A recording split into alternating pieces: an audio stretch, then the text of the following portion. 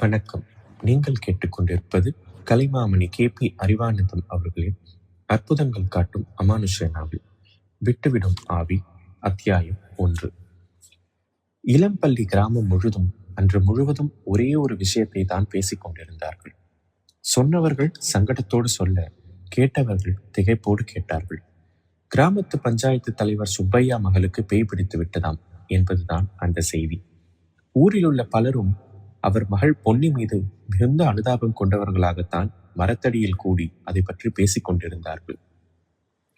இருந்திருந்து பொன்னிக்கா இப்படி ஆகணும், இது எப்படி நடந்ததாம் என்று கேட்டார் பொன்னுச்சாமி. ஊர் கடைசியில இருக்கிற கிணத்துல பேய் இருக்குதுங்கிறது உங்களுக்கெல்லாம் தெரியும் இல்லையா என்று கேட்டார் செய்தியை சொன்ன பரமசிவம். எனக்கு மட்டுமா? இந்த ஊர்ல இருக்க எல்லாருக்குமே தெரியுமே.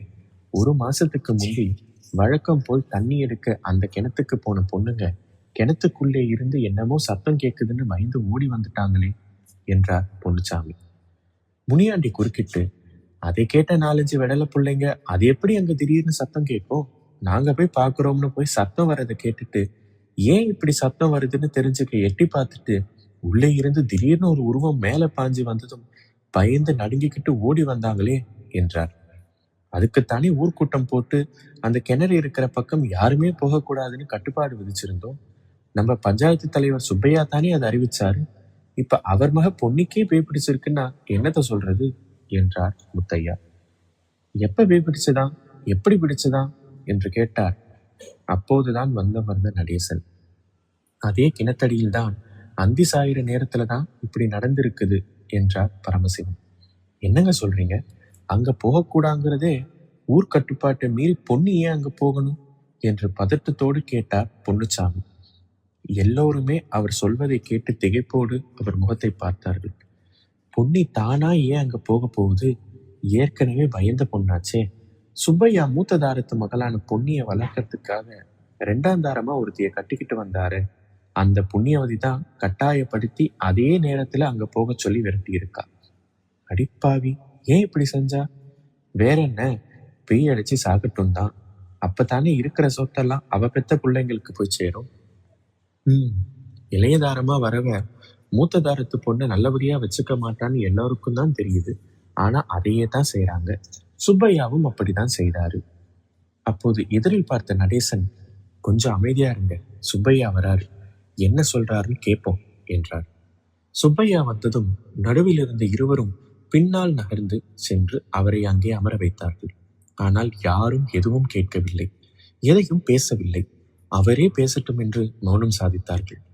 சுப்பையா இரு பக்கமும் இருப்பவர்களை மாறி மாறி பார்த்துவிட்டு தானே பேசினார். ஏன் எல்லாரும் இப்படி மௌனமா இருக்கீங்கன்னு எனக்கு புரிஞ்சு போச்சு. பொன்னி மேல நீங்க எல்லாம் எவ்வளவு அன்பு வச்சிருக்கீங்க, ஒவ்வொருத்தரும் எப்படி தன் வீட்டு பொண்ணா நினைக்கிறீங்கிறத எனக்கு நல்லா தெரியும். ஆனா சின்ன வயசுல தாயை இழந்துட்ட என் பொண்ணுக்கு துணையா இருந்து அவளை வளர்க்கணுங்கிறதுக்காகத்தான் நான் 2ஆம் தாரமா கட்டிக்கிட்டு வந்து அந்த ராட்சசி சொர்ணம் வந்த நாளிலிருந்து என் பொண்ணை கொடுமைப்படுத்த தொடங்கிட்டா. தனக்குன்னு ஒரு பொண்ணும் பையனும் பிறந்த பிறகு அது இன்னும் அதிகமாயிருச்சு. பொன்னிய ஒரு வேலைக்காரியாகவே ஆக்கிட்டாங்க. நான் வீட்டுல இருக்கிற வரைக்கும் என் கண் முன்னால பாசமா இருக்கிற மாதிரி கட்டிக்கிட்டு வெளியில போன உடனே சுயரூபத்தை காட்ட ஆரம்பிச்சிருவாங்க.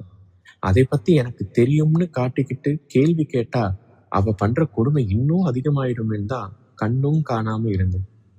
இப்ப அது உச்சத்துக்கே போய் மகளை பேய் பிடிச்சவளா ஆகிடுச்சு என்று சொல்லிக்கொண்டே வந்த சுப்பையா கண்களில் கண்ணீர் பெருக தண்ணீரில் கதறிவிட்டார்.